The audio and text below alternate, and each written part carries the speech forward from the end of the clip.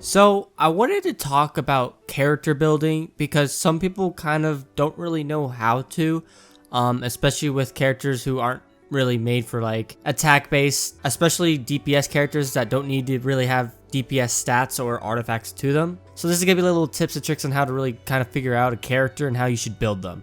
So obviously I'll kind of go with the basic here, right? So we'll start off with Venti here. So Venti you can pretty much build with attack based artifacts, right? His main kit is pretty much DPS stuff, such as his E pretty much making a big old gust of wind doing a lot of damage, which you can then kind of contribute to adding another elemental factor, such as you can add fire or whatever, which increases the damage doing a lot more. Same with his ult, it's very similar. You shoot the arrow and it makes a big old tornado thing, and you can add whatever, it does damage, and you can add whatever elemental factor to it to make it do more damage. However, you could go and look at your artifacts, which I've kind of made a video about this before and not worrying about it too much. However, you'd want his cooldowns because what really makes him good is his E and his ultimate, right? Because like I said, it does a lot more damage, especially if you have the elemental factor to it. So you could go ahead, maybe have your Diluc doing the main DPS, just doing mad damage and everything. And then once you get that fire effect going on, you then switch out to Venti, use the E, and then does even more damage, right? And you want that cooldown to go as pretty much as low as possible. And so obviously, as you can see with the Exile, the energy recharge is decreased by 20%. So you'd want to build him in a way where you can get his ult or his E charge a lot faster. Depending on how you want to use him, like I said, you could use a DPS such as Dulik, or you can have him just be your main DPS and still do all that stuff. Of course, you would have to switch out, add the effect before you do your E and everything. Personally, I find him more as like a secondary DPS, kind of just after you use another person to add a elemental effect. You could also get in a little bit more of the nitty gritty stuff here. So as you can see, all of their base stats, so you can kind of look at. The higher the character's elemental mastery, the stronger the element energy that can be released, increases damage caused by the vaporize and melt by 10.8%. So you can see here, energy recharges increases. So you also want to get like good substats in that regard into your artifacts for Venti. Obviously, this is also kind of my own opinion when it comes to how I would want to build Venti, but it's just kind of some things you kind of really have to think about and how you really use that character. So we'll go ahead and go into Luke, and I've already kind of said this before in my last video, but I pretty much want to build him all pretty much just DPS all the way. You could just want him to go for crit, or or just have him straight going for attack stuff. So you could do Berserker, Gladiator, or you could just do Gladiator, Martial Arts, whatever the two. Some cases, it's just like I said, it's just kind of how personal preference and how you want to play. But once again, you can pretty much look at the details and kind of look at all this extra stuff, right? Really thinking how you're going to use him. So obviously you could think his E, right? Mainly just a straight up DPS. It adds the fire elemental. It does a lot of damage. You crit, whatever. But then what? Usually who you would do is switch out to another person and do another move that could do, say, what Venti does, and does a little explosion thingy, or a wind of sorts. I don't know exactly how to describe it. But then it does even more damage with it, Now we can go to the main character and say kind of the similar stuff, right? Obviously he has no artifacts right now, but that's besides the point. The main character is also kind of similar in a way of being like Venti, because technically you really want to use his E when there's another elemental mastery or elemental factor into his E, right? Because it'll obviously do more damage. So just like Venti, you might want to have like that one main DPS that you want to use, get that effect on, switch to him, use his E or his Q, his ultimate, and then do a lot more damage. So you can kind of think of it in two different ways on how you want to work on him. You could either work on him with just full-blown, DPS, so his, his E or his Q does a lot more damage, or you could also work on maybe trying to get his artifacts maybe to an Exile to decrease the utility that it costs to actually perform it. So here we could look at Barbara. Now, Barbara's pretty well known to be one of the best supports in the game. No, I say one of the best. I'm not saying she is the best, but one of the best, because I know some people will get angry at that.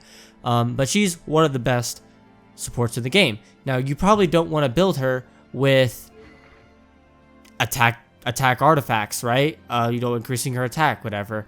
Personally, here's how I would build her. I would build her in a way that you just give her just a ton of HP. You don't really have to work about the defense at all. Just HP. Because with her ult, right, she heals your teammates with a certain amount of percentage of her own health. So the more health she has, the more she'll give out to heal your teammates.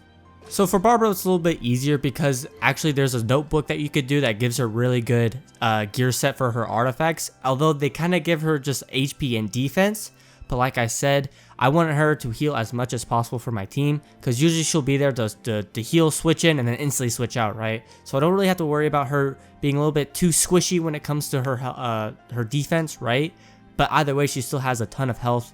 And another way you could also kind of figure this stuff out is also looking at the character's constellation here. So as you can see here on her first constellation, she regenerates 1 energy every 10 seconds. So you want to build her in a way where she could also get her ult as fast as possible. So you'd have to find a certain artifact set that would increase her energy / ult, whatever.